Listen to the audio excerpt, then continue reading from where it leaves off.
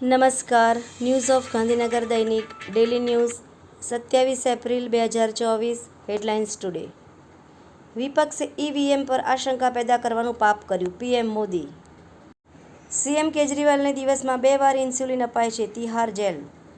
નોટામાં વધુ મત મળે તો ફરી ચૂંટણી કરો, શિવ ખેરાની અરજી મુદ્દે સુપ્રીમ કોર્ટે માંગ્યો ઈસીનો જવાબ. અભિનેતા રવિ કિશનના ડીએનએ ટેસ્ટ અંગે કોર્ટે નિર્ણય સુરક્ષિત રાખ્યો. હેમંત સોરેનની પત્નીની રાજકારણમાં એન્ટ્રી, પતિ જેલમાં હોવાથી કલ્પના ગાંડે સીટ પરથી ચૂંટણી લડશે. પશ્ચિમ બંગાળના મંત્રીઓ કેન્દ્રના પૈસા ખાય છે, નરેન્દ્ર મોદીએ માલદામાં ગર્જના કરી.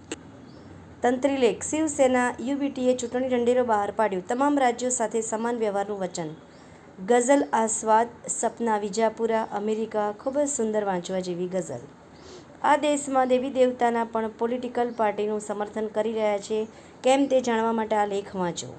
મજબૂત ઇન્ફ્રાસ્ટ્રક્ચર માટે રોકાણ વધારવામાં સીડીઆરઆઈ મહત્વની ભૂમિકા ભજવી રહી છે. ચામુંડા માતાજી લાપસી પ્રસંગે શ્યામધામ મંદિર ગોતા અમદાવાદમાં ઘાટલોડિયા વિધાનસભામાં સ્નેહ મિલન સંમેલન યોજાઈ ગયું. એનઓજી સાહિત્ય સરિતા ગ્રુપ, ગ્રીષ્મનો અનુભવ, એના ઉપર સાહિત્ય સર્જકોની ખૂબ જ સુંદર રચના. આ ઉપરાંત આગળ સમાચારમાં જોઈએ તો દસલાણા ખાતે 111 ફૂટ ઊંચા હનુમાનજીની પ્રતિમાના સાનિધ્યમાં વિવિધ ધાર્મિક સાંસ્કૃતિક કાર્યક્રમ યોજાયો. ગાંધીનગરમાં પતિ અન્ય પુરુષો સાથે અવૈધ સંબંધોની શંકા રાખી પત્ની સંતાનોને તરછોડી દેતા 19 વર્ષના સુખી લગ્ન જીવનમાં ભંગાણ. શારદા કોલેજ ઓફ નર્સિંગમાં યોજાયેલ ભવ્ય મેડિકલ કેમ્પ. અરવલ્લી મેઘરજમાં પતિ બાઇક લઈ ભર બજારમાં પત્ની પાસે પહોંચી જાહેરમાં તલાક આપી દીધા, વધુ એક ટ્રિપલ તલાકની ઘટના. જાયન્ટ્સ હિંમતનગર સહિયર દ્વારા બહેરા મૂંગા શાળામાં તિથિ ભોજન અપાયું.